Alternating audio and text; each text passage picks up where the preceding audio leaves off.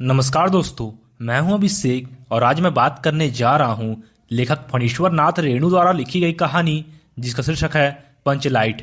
लेखक ने इस कहानी के माध्यम से ग्रामीण वातावरण का चित्रण करते हुए ग्रामवासियों के मनोवैज्ञानिक की वास्तविक झलक प्रस्तुत की है।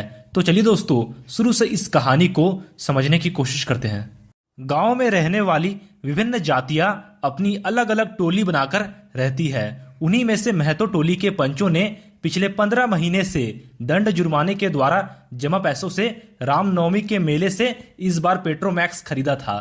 गांव वाले पेट्रोमैक्स को ही पंचलाइट या पंचलैट कहते हैं। पंचलाइट खरीदने के बाद बचे 10 रुपए से पूजा की सामग्री खरीदी गई। पंचलाइट को देखने के लिए टोले के सभी बालक, औरतें और मर्द इकट्ठे हो गए और सरदार ने अपनी पत्नी को आदेश दिया कि वह इसके पूजा पाठ का प्रबंध करे।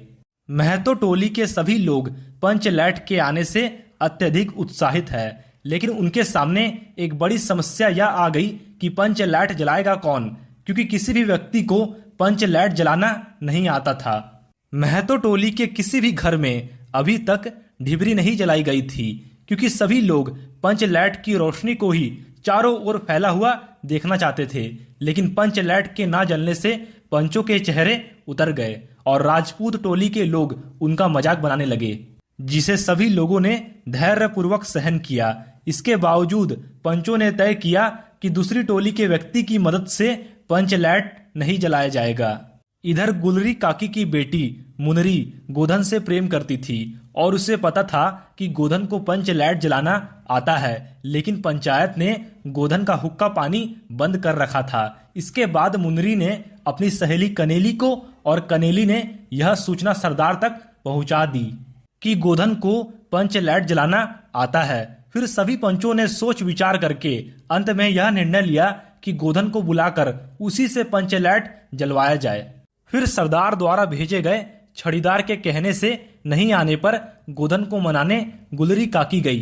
तब गोधन ने आकर पंचलैट में तेल भरा और जलाने के लिए स्पिरिट मांगा, लेकिन स्पिरिट के अभाव में उसने नारियल के तेल से ही पंचलैट जला दिया।